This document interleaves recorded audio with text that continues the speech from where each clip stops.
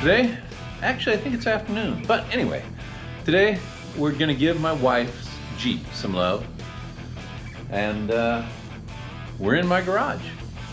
So let me show you. This is a 2000 and I'm gonna say 7, it might be an 8, I think it's 2007 Jeep JK, 2-door, because 2 doors are cool, and it's got a grill, spider grill on the hood here.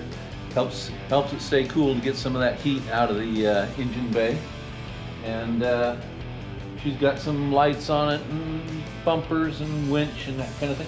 All the cool things you should have in a Jeep to make it capable. You know, when it goes off-road, if it gets stuck, we got a Jeep to help pull it out, or to pull somebody, or winch to help pull it out, or pull somebody else out.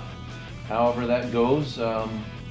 This is one of those angry grills. Unfortunately, it doesn't hold the paint really well. As right here, I actually did that with my pressure washer. So someday I'll repaint this portion of it. But right now, it's getting an oil change. And I do want to show you something pretty cool on this Jeep, though. Hold on. Come here and let me show you what's in the engine bay. Right down there. That's a big old turbo. And hot pipe is going down right there. And the cold air pipe is coming in right there. There's our blow-off valve. Piping runs on down here, and right here in front, it might be hard to see, is an intercooler. It's an air-to-air intercooler. The intake for the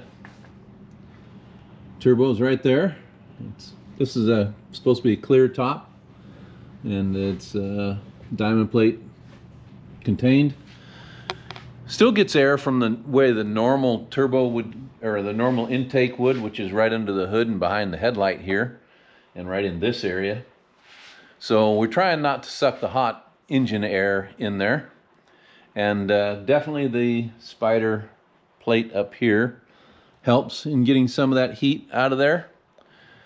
And I left all the hood structure in there when I put that on there, because that's necessary to keep the hood from flexing and making a mess of things. And that was done many years ago, actually.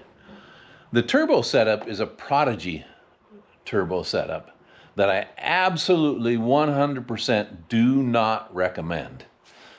At least for the 3.8. Maybe they got it right for the 3.6, but for this Jeep, nothing fit right. Also, a lot of the bolts were wrong. This is the stage, what, 2 or 3 or whatever. It's their high performance version of it, but we had nothing but trouble with it. They were absolutely no help. They denied most of the problems. They did admit that they sent us the wrong thermostat, and they sent us a new one for that. They did admit that the map sensor was wrong and needed modification to work. They said it did not need a blow-off valve, but yet you could feel turbo flutter. Every time you revved it up a bunch, built some boost, and then snapped the throttle shut, you could feel it right on the turbo. You could feel it and hear it. And that got rid of that, and it made our response better. Before, when we backed off the throttle and then came back on, you had to wait for boost to come back.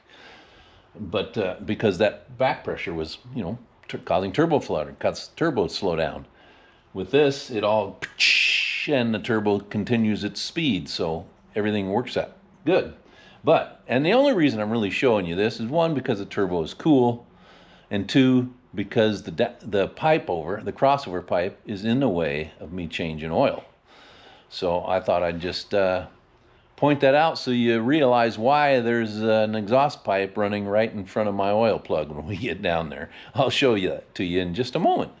But after all the problems and having to send them back some the data on it and having it retuned because the first tune they sent did not work at all.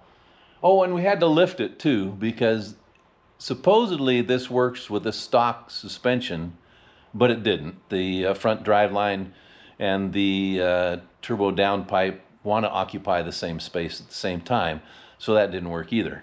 But I got it all fixed. Let me show you the modification that really fixes it up here. Now, there were a lot of little issues, but right down there, see where the O2 sensor is, and then 2 inches above it, there's a weld mark there.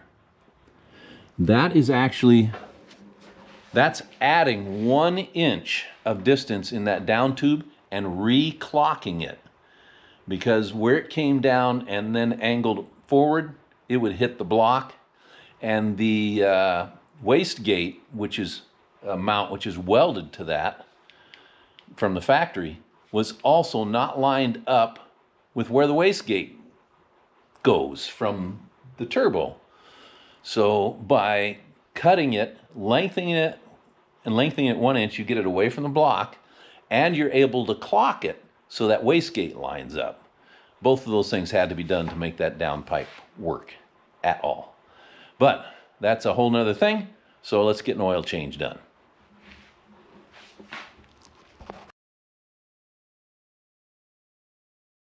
All right, here we are under the Jeep. This is the crossover tube, comes from the driver's side to the passenger side, and this is my oil pan bolt here. So we got a little bit of room, which is good. Oh, and I don't know if you can see it right here. I think you can. That's a patch I put in because this flange met this pipe without having the lift kit in it. And this is a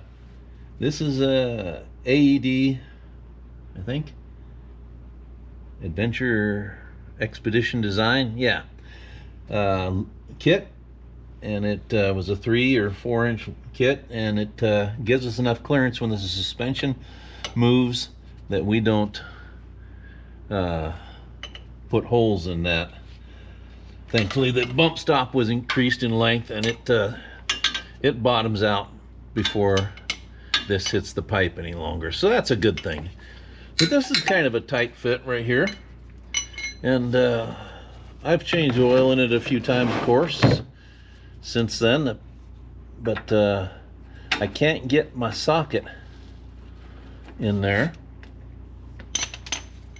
so I have to go to the wrench, and it's a 13, I believe, but it's a sloppy 13 because I've been in here many a time trying to fit something on there and hope that it doesn't strip. And it's not turning. Again, I don't tighten this very tight. I tighten it just enough that I feel I'm going to not have a major leak, and it still sweats through it. The tranny also has a little leak. Actually, it's a rear main seal leak, but I don't think. Nope, that just stripped right through. All right, so what tool do we use here? Everybody knows it's vice grip time.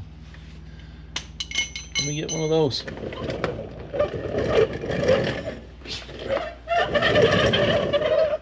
Oh, I'm back. Now, if you can put vice grips on these, and that's what I'm going to try first, but you can also use one of these bolt extractors. They'll take a nut or a bolt. I don't know if this is the right size for this one. I just thought I'd bring it under here just in case and see if it would fit over it. Boy, it just barely does. That would probably bite on there pretty good, but let me try the next size up. And these are just backups if that fits too deep, I think. We might try it though. This is just backup stuff in case my vice grips don't pull it off. I keep telling myself I'm going to get a new plug. I'm going to get a new plug. I'm going to get a new plug. And I keep forgetting it.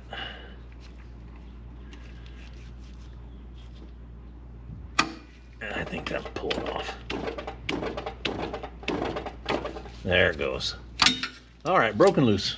Remind me at the end of the video to get a new drain plug. Now my pan's pretty low, drain plug's pretty high, So don't just jerk out your drain plug, because it's likely going to spill oil everywhere if you do that. Take it out slowly. And I hope my hand's not in the way. I'm going to try to do this and not splatter oil on you. But I just want to show you that you don't pull out your plug all the way. Once it's loose, there we go. See, I can control the drain speed so long as I keep the plug. I don't know if you can see that, but I'm keeping the plug in the hole partially. And it may take a little while. And it's a lot easier to do when the exhaust isn't in the way. But just control your rate of flow and you won't make a big mess, hopefully. Till it starts running down your hand and then all over your arm and into your armpit, because that's the normal place it wants to go. There we go. A little patience and a lot less mess.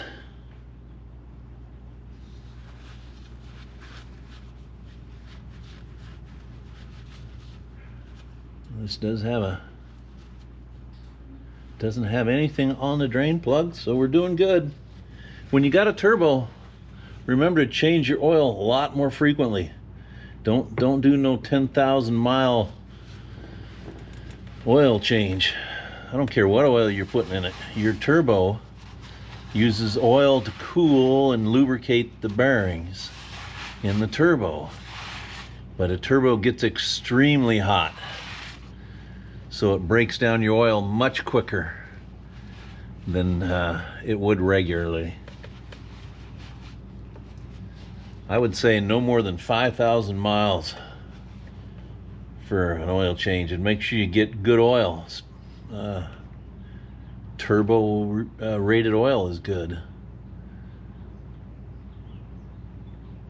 Now you don't need to get diesel oil. That's got a lot more detergents in it and stuff than regular motor oil, but I don't discourage diesel oil if that's what you got and that's what you want to use, I guess. Go right on ahead. We'll just let this drain for a little bit and then I'll put the plug in. All right, time for the drain plug to go back in. We're done draining.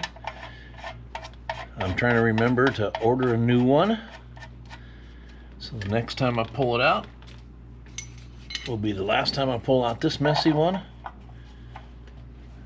And I don't want to set this down too tight, just tight enough that it doesn't leak badly. That's just not going to work. It is just getting too rounded.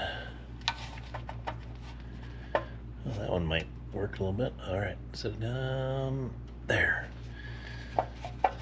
I'm hoping that doesn't fall off or leak too much. Now we got to go after the oil filter. It's in the front. Let's get repositioned.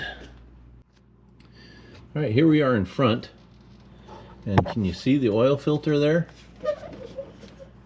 Right there. On the other side of the exhaust, it's going up to the turbo. This is another design issue that could have been rectified rather easily, actually.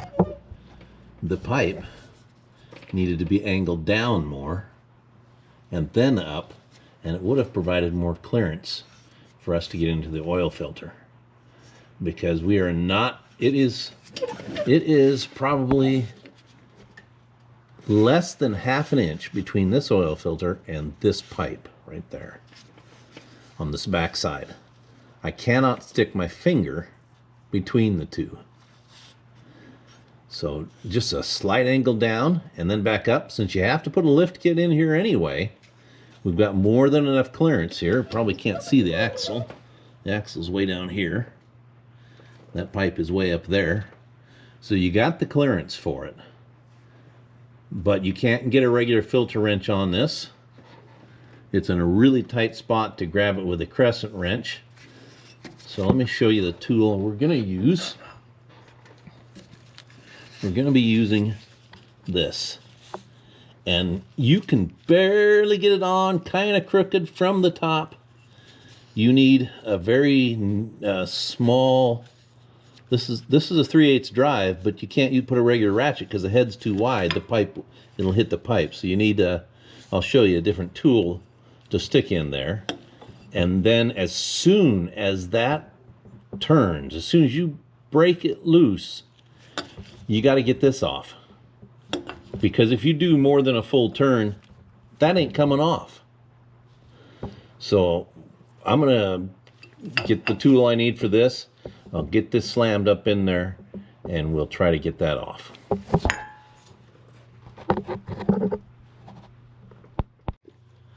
Wanted to show you this tool before I got in there. This is just a regular, I mean, it's got a 3/8 end, but it's not a ratchet head, so it takes up a whole lot less room. And it actually moves on the shaft wherever you need it to be. So I'll just move it up. Whoa! Move it up to one end. Pop it in there like that. And then work this sucker up there as best I can. I'll get a little bit of a turn out of it, and then we'll hopefully get it off. I've had to fight a lot to get this off before. All right, let's see if we can position you so you can see. It's a tight fit in there. So you can see, maybe up here. Can you see that area? Let's give it a shot. I hope you can see what we're doing.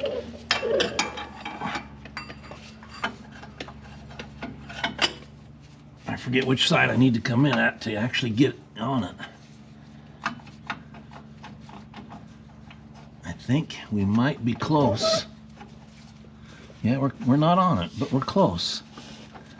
A little more wiggling maybe. There we go, we're on. So now if I can break that filter loose. Oh, forgot one thing here. The oil's gonna run down onto this pipe and then everywhere else.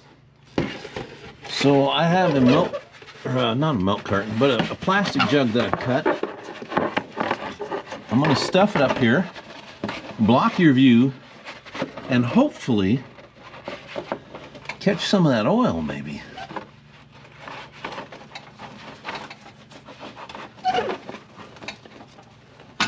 Oh, that slipped off. I didn't have it on there tight enough or far enough. I really don't want to jam it on there because then it doesn't want to come off. Let's try again.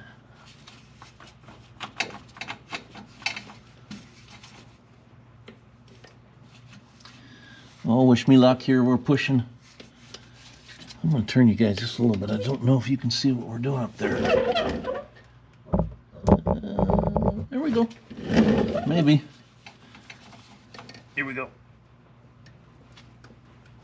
And all of this is just because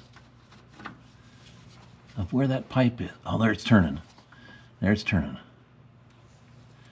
The seal's not broken yet, loose, but I need to take this off. I don't think, if I turn it anymore, I don't think I'll be able to get this off.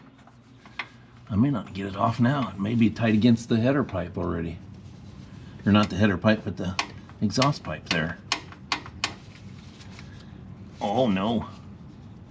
Okay, we'll go back a little bit. There we go.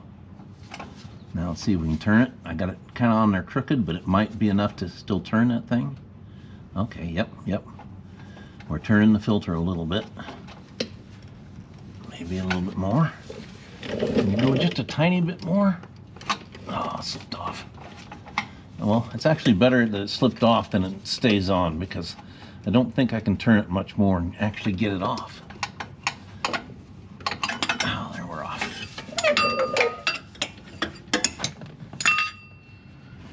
Now maybe we can get it turned by hand. Yep, okay.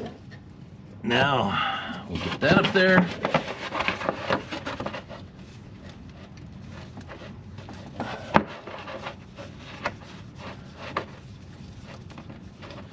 There comes the oil. Oh, I'm missing somewhere. Getting oil down my hand.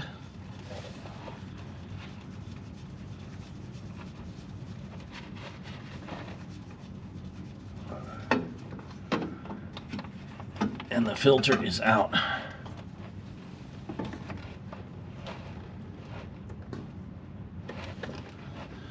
That was a Wix's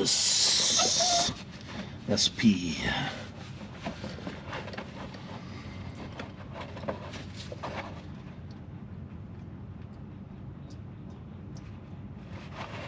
It's still dripping oil, but we might be able to catch it in the pan now.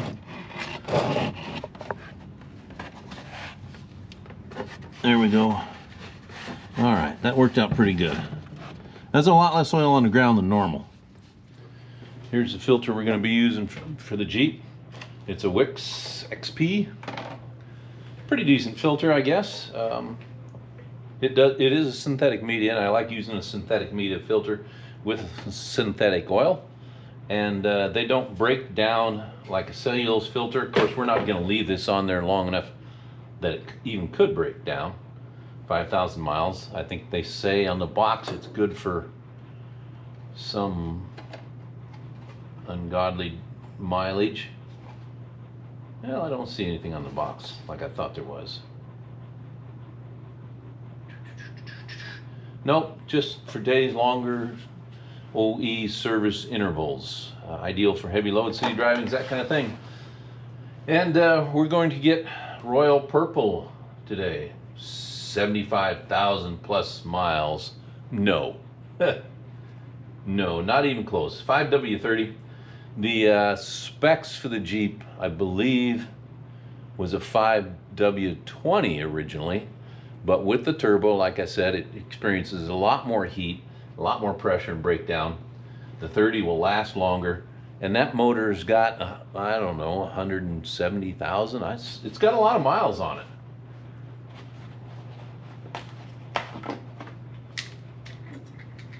Fill your filter at least a little bit. This one goes on at the edge, so if I fill it all the way up at the top, it's going to pour out. But you do not want to start your motor with a dry oil filter because it takes a few seconds to fill this sucker up. And then the oil gets to your engine. But right now, if I fire this up without it, it's dry. So we're going to put a little oil in it. We're going to let it settle down. Try to hit the hole. I missed it completely, but it's gonna make it in there.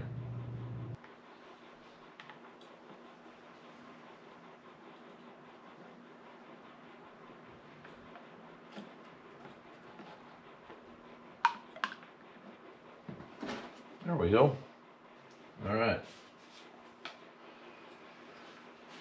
There we go. We got a little oil down inside of it. It's about half full.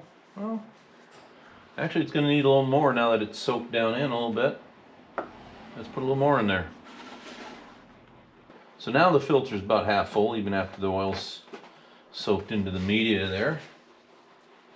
Any more than that, and it's going to spill out when I tip it, so I'll actually try to get a little bit of that off of there so it doesn't run down my fingers quite as bad. All right, and remember to smear a little bit of the fresh oil around this gasket. You don't want it to stick. Let's go stuff it back in. All right, we have to put it back up in there. I'm actually going to wipe off the pipe a little bit while I can get in there with no oil filter. There. My wife's pretty used to smelling the oil burn off after I change oil in this thing. But might as well minimize it as much as possible. Make sure there isn't any dirt around that.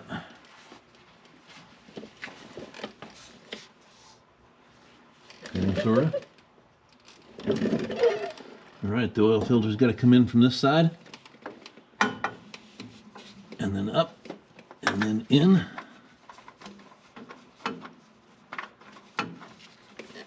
And hopefully screw in. I like to just go really lightly. I'm just waiting for the gasket to touch. Right there, it's touching. I can wipe it off and proceed with as tight as I can get it by hand. And because there's not much room up here, we'll see how tight that is. That's about half a turn right there. We'll try to get it more. I like to be, 3/4 turn or so. Sometimes that's not possible with how this is positioned.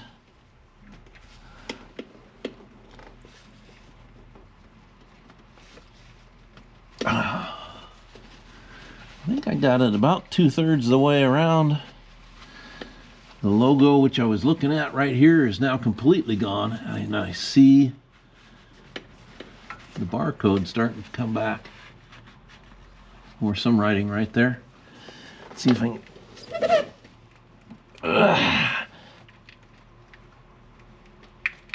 That's about as tight as I can get it by hand. So we'll fire it up and see if it leaks once we fill it up with oil on the top side. And clean this completely to make sure it doesn't drip and off the pipe or the filter and fool me into thinking it was not tight. One more grab.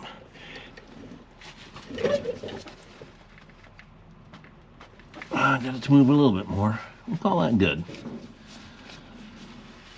Top side, here we come. All right, the cap does say 5W20, but because of the fact that we've got a turbo in here and we need a little more thermal stability and viscosity, and the mileage is on this, we're doing 5W30.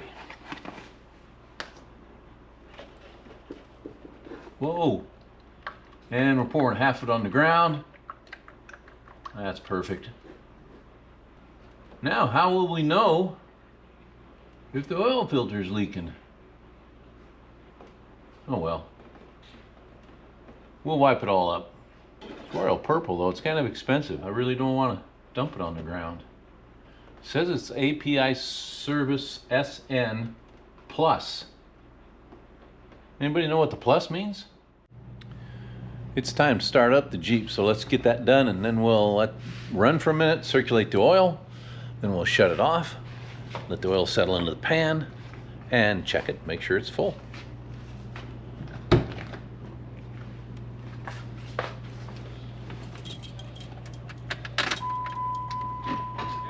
Make sure it's in neutral.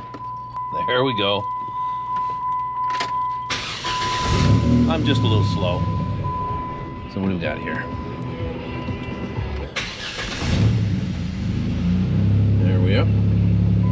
Running. Got an O2 sensor here. That's the first one in the downpipe. It says change oil. We'll have to look at the manual so we learn how to reset that. Uh-oh. Okay, we just fired it up. It's still saying change oil, so I'll have to reset that. There's our O2 sensor reading, our fuel ratio. It's a little lean, but idling, that's not bad. So it's 68 degrees out here, and we're running. So I'm just going to let it circulate the oil for a moment. Shut her down.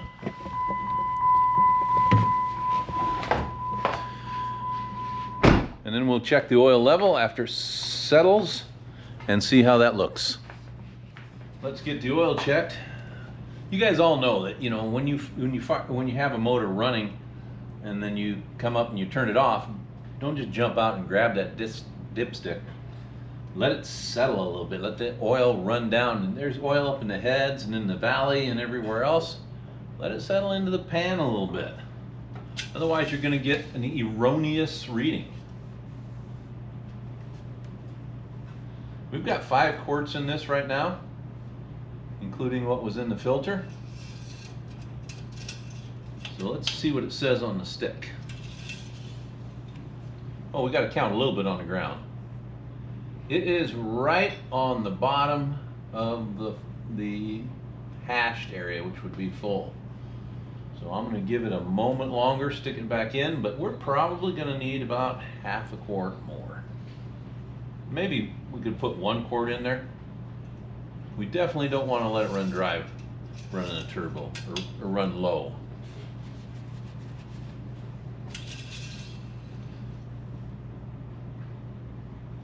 Yeah, it's right down there. I think we'll put in 1 more quart.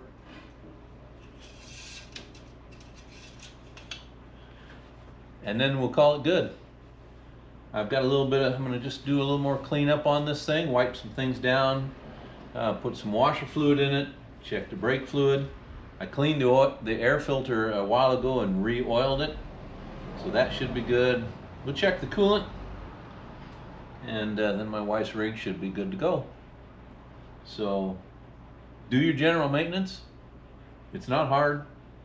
This is probably the most difficult oil change I have to do on any of my vehicles, just because of where that oil filter is and the crossover pipe down there. But that's what happens when you add turbos and that kind of stuff to your rigs. This has been a great rig. For the 3.8 is kind of a gutless motor, but when you put the turbo on it, it comes alive. We're pumping, I think what this kit is supposed to get is 7 or 8 pounds, so it's not much. But it adds another 100, 120 horses to this thing, and it needs it, especially when you put on bigger tires. So she really likes it. It goes. Well, you guys get out there and work on your stuff. We'll see you later. Thanks for watching.